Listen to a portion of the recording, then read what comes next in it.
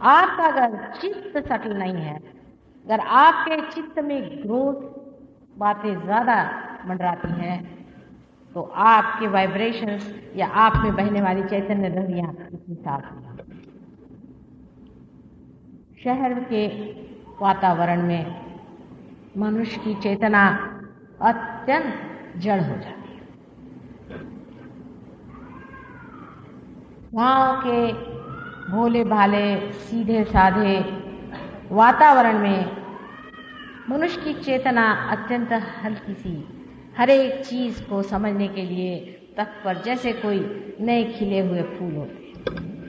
इसलिए शहर के लोगों के ऊपर ज़्यादा जिम्मेदारी आती है जब वो सहयोग में उतरते हैं कि अपनी चेतना को सूक्ष्मता पे, अत्यंत सूक्ष्मता पे रखें और सूक्ष्म में रहें।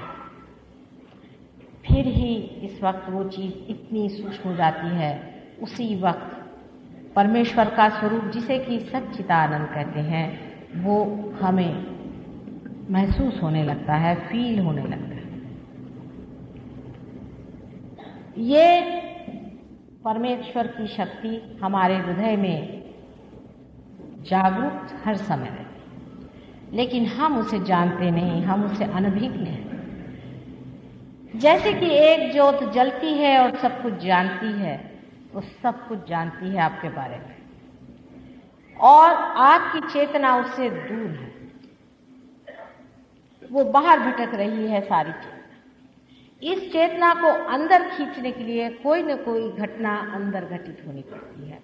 जैसे ही ये घटना घटित होती है तो सारी चेतना अंदर की ओर दौड़ती है, और वो जो कुंडलिनी, जिसे कि वहाँ पर परमात्मा ने खास कर रखा है, आपकी माँ स्वरूप आपको पुनर्जन्म देती है, माने आपकी चेतना को, आपकी अवेयरनेस को, जो कि मानवी है, जो ह्यूमन है, उसे एनलाइटन कर देती है,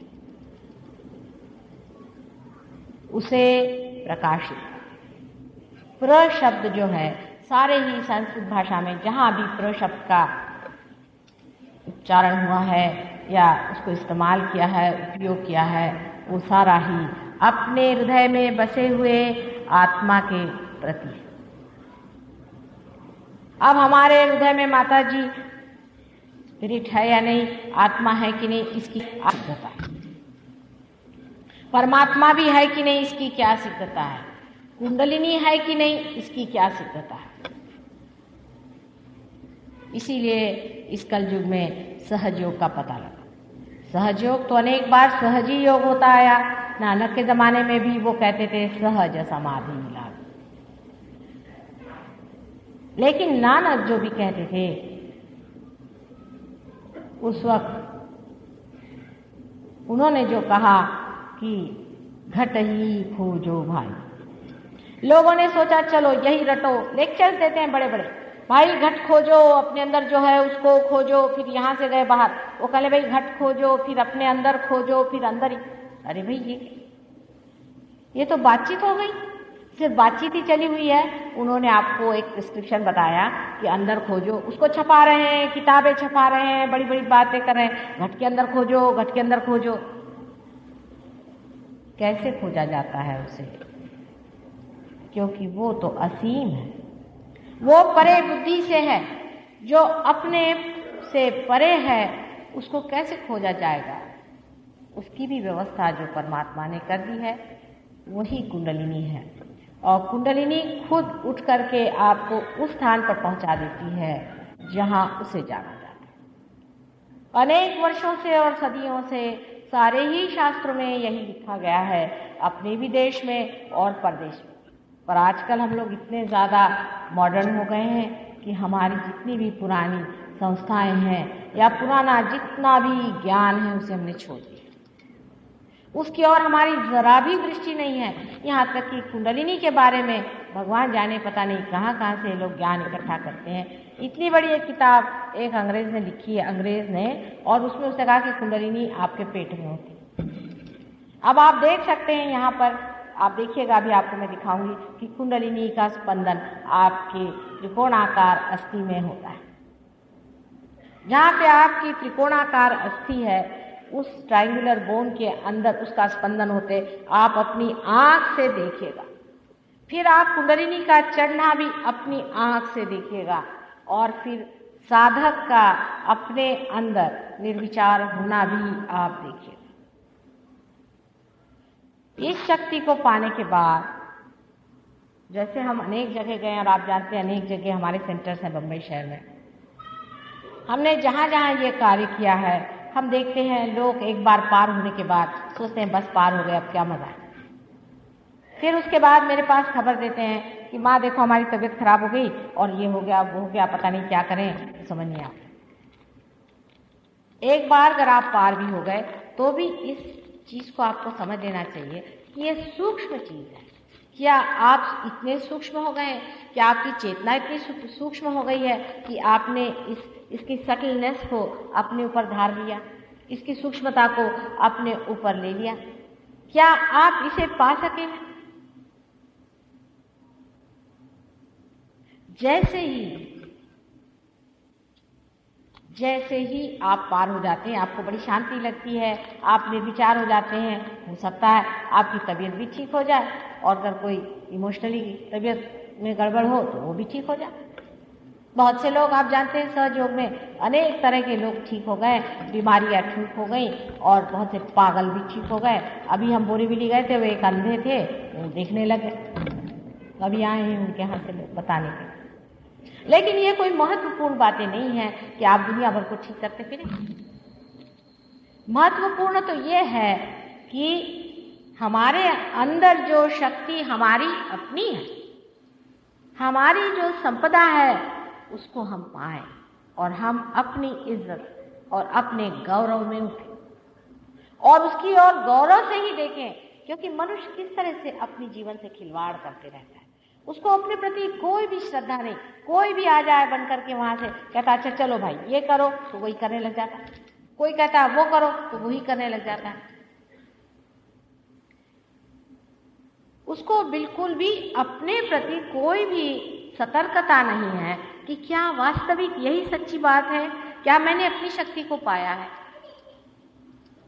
वाकई मैंने पाया है, या झूठ मूठ मैं नाटक कर रहा हूं।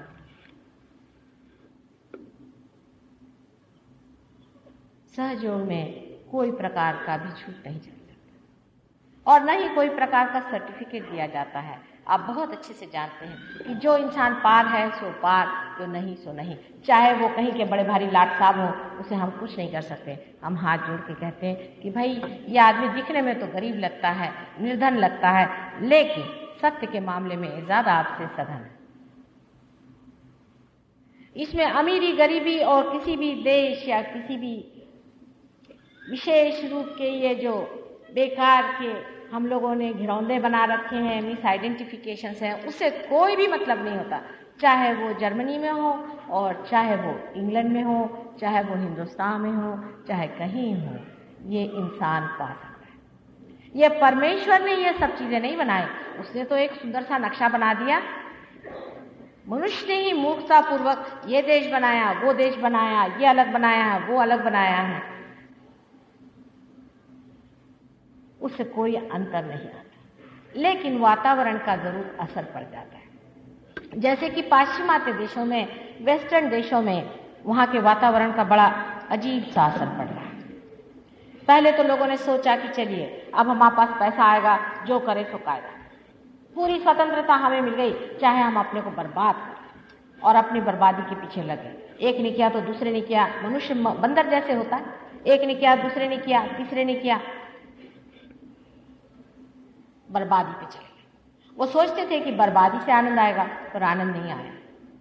उसके बाद उन्होंने सोचा कि कुछ ना कुछ रह गई बात, सब कुछ मिल गया, पैसा मिल गया, तो भी हम लोग किसी भी तरह से आनंद को क्यों नहीं प्राप्त कर पाते। फिर सोचा चलो थोड़े से पीछे चलें। उसके बाद हिंदुस्तान से गए बहुत सारे वहां पैसे बनाने, उन्होंने उन्हें बेवकूफ बनाया। फिर वो उसकी एक फैशन चल जाती, ये गुरु बन गए, वो गुरु बन गए, ये आए हैं, वो आए हैं, महात्मा आए हैं, इस तरह की फैशन वहां बना। उससे भी तंग आ गए बेचारे, तंग आ गए। और कुछ तो इस कदर तंग आ गए कि उन्होंने सोचा कि इससे अच्छा ये है कि हम आत्महत्या ही करें। उस दशा में वो सहयोग के पास आए और उन्होंने पहचाना कि सत्य यही है। आपको आश्चर्य होगा कि जिन गुरुओं ने उनको बिगाड़ा है, उनकी कुंडलिनियाँ खराब की हैं, उनको मैं यहाँ नहीं पार कर सकी, लेकिन वहाँ सबको पार किया। क्योंकि एक बात ज़रूर कहूँगी कि उन्होंने दुनिया आपसे बहुत गहराई से देखी है और बहुत गहराई से अपने जीवन की ओर दृष्टि डाल के सोचा है कि अगर हमें कुछ पाने का है तो चाहे हम बर्बादी हो जाए, चाहे हमें गांजा पीना पड़े, चाहे हमें कुछ करना पड़े, लेकिन हम परमात्मा को खोज ही के निकालेंगे। कितनी भी मार खाते रहे तो भी उसी में घुसते रहे। सब तांत्रिक गए, वहाँ पर दुनिया भर की चीज़ें, नाम देने वाले गुरु गए, दुनिया भर के सत्यानाश उनका कर दिया अंत में, लेकिन तो भी वो बने रहे क्योंकि उनके अंदर की धारणाएं अत्यंत दैवी। मुझे आश्चर्य होता है कभी कभी कि जिस देश को मैं योग भूमि कहती हूँ, भारतवर्ष वास्तविक एक योग भूमि है। यहाँ अनेक अवतार हुए हैं और इस देश को न जाने कितना ही प्लावित किया।